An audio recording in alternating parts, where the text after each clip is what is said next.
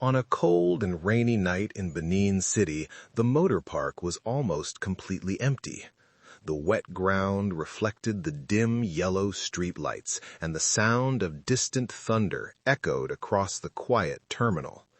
Most buses had already left hours ago, leaving behind only silence, and one final bus waiting in the shadows. Parked under a flickering streetlight was a large white bus with faded blue stripes along its sides. The words "Midnight Express, Lagos" were painted across the front. The engine hummed softly, as if the bus had been waiting there for a very long time, patiently waiting for its next passengers. Standing a few meters away from the bus was a young traveler named Tunde. His clothes were damp from the rain, and a small travel bag hung from his shoulder. He stared at the bus with hesitation. Something about it made him feel uneasy, though he couldn't explain why. Leaning casually against the side of the bus was the driver. He quietly smoked a cigarette, his face calm and unreadable. The dim light from the motor park lamp cast strange shadows across his face as he watched the nearly empty terminal. Tunde slowly walked toward the bus and climbed inside. The metal steps creaked under his feet as he entered, and a faint smell of diesel and old seats filled the air. The door closed behind him with a heavy sound. Inside the bus, a few passengers were already seated. They looked like ordinary travelers, but something about their silence felt unnatural. No one spoke. No one made eye contact. It was as if everyone was trying to pretend the others weren't there. Tunde took a seat near the middle of the bus. He glanced around carefully, noticing the tired expressions on the passengers' faces. Some stared out the window, while others kept their heads down quietly. Moments later, the bus began to move. The engine growled softly as it pulled out of the motor park and onto the dark highway leading toward Lagos. Outside the windows, the city lights slowly disappeared into darkness. For the first part of the journey, everything seemed normal. The bus drove steadily along the highway while the passengers remained silent. Only the sound of the engine and the occasional rumble of the tires filled the air. Tunde leaned against the window and watched the endless road stretching ahead. The headlights illuminated only a small portion of the highway, while the rest of the world remained hidden in darkness. After some time passed, Tunde noticed something strange. One of the passengers who had been sitting near the front was suddenly gone. The seat was completely empty. Confused, Tunde leaned forward and called out to the driver. He asked when the passenger had gotten off the bus. The driver didn't even turn his head. He simply replied calmly that the passenger had gotten down along the way. Tunde looked out the window again.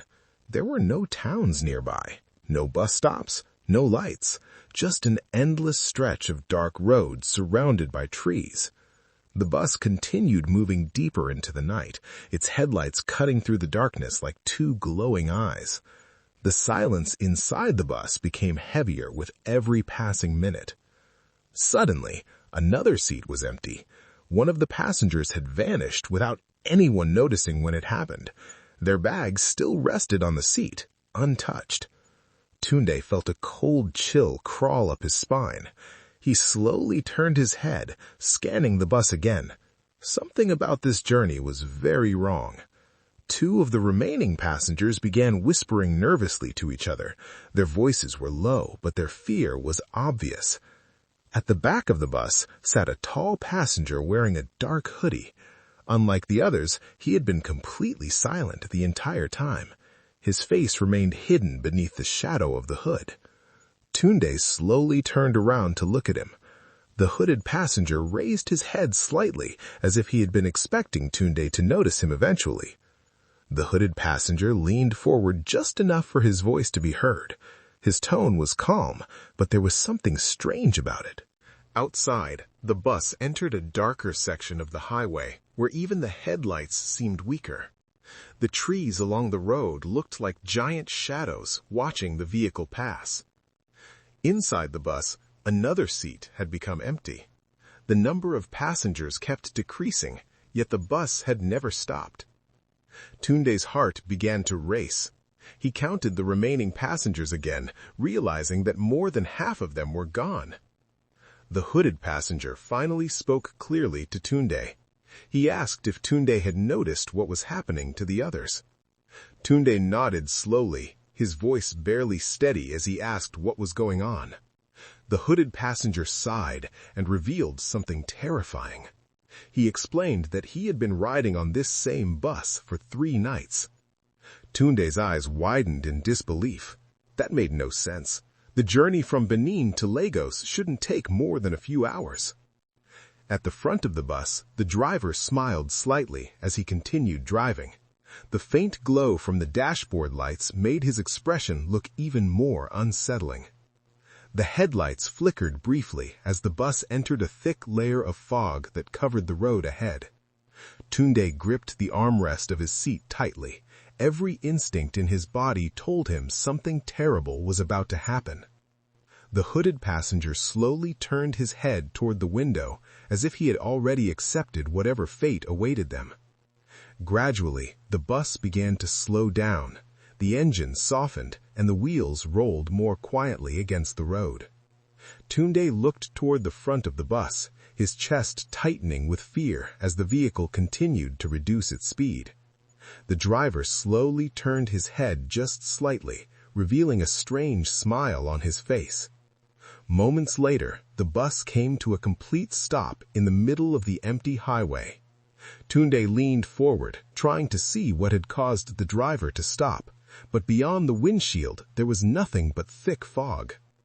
The road ahead had completely disappeared under a blanket of darkness and mist.